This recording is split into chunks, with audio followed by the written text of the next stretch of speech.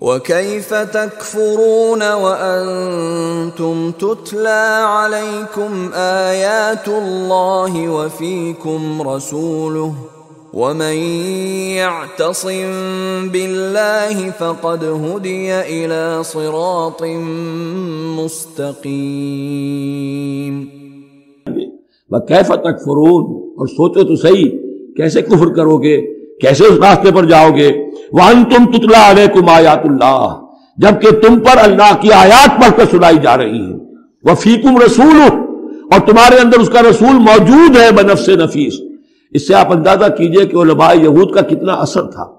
اوس اور خزرج کے لوگ بڑے مرعوب تھے، کیونکہ یہ ان پڑھ لوگ تھے، کوئی کتاب نہیں، کوئی شریعت نہیں، کوئی قانون نہیں۔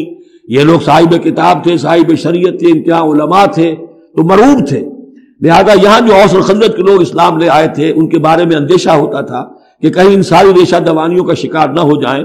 وَكَيْفَ تَكْفُرُونَ وَأَنْتُمْ تُتْلَى عَلَيْكُمْ آيَاتُ اللَّهِ وَفِيكُمْ رَسُولُهُ، کیسے کفر کرو گے تم جبکہ تمہیں اللہ کی آیات پڑھ کر سنائی جا رہی ہیں اور اللہ کے رسول تم میں موجود ہیں۔ وَمَنْ يَعْتَصِمْ بِاللَّهِ فَقَدْ هُدِيَ إِلَى صِرَاطٍ مُسْتَقِيمٍ، اور جو اللہ سے چمٹ جائے اس کی ہدایت ہو گئی ہے صراط مستقیم کی طرف۔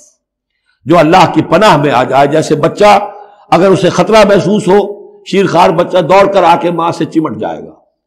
اب وہ یہ سمجھے گا میں قلعے میں آ گیا ہوں، اب مجھے کوئی کچھ نہیں کہہ سکتا، میں اپنی ماں کی گود میں آ گیا، ماں سے چمٹ گیا۔ اسے کیا پتا کہ کوئی درندہ صفت انسان اسے کھینچے ماں کی گود سے، اچھالے اور کسی بلم کے اوپر کسی نیزے کی انی کے اندر پرو لے۔ بچہ یہ سمجھتا ہے کہ میں ماں کے پاس آ گیا تو بس میں اب پناہ میں ہوں۔ ایسے ہی من یعتصم باللہ، جو اللہ کی پناہ میں آ گیا، فقد ہدی الی صراط مستقیم، اس کی ہدایت تو ہو گئی سیدھی راہ کی طرف۔ اللہم ربنا اجعلنا منہم، اللہم ربنا اجعلنا منہم، آمین یا رب العالمین۔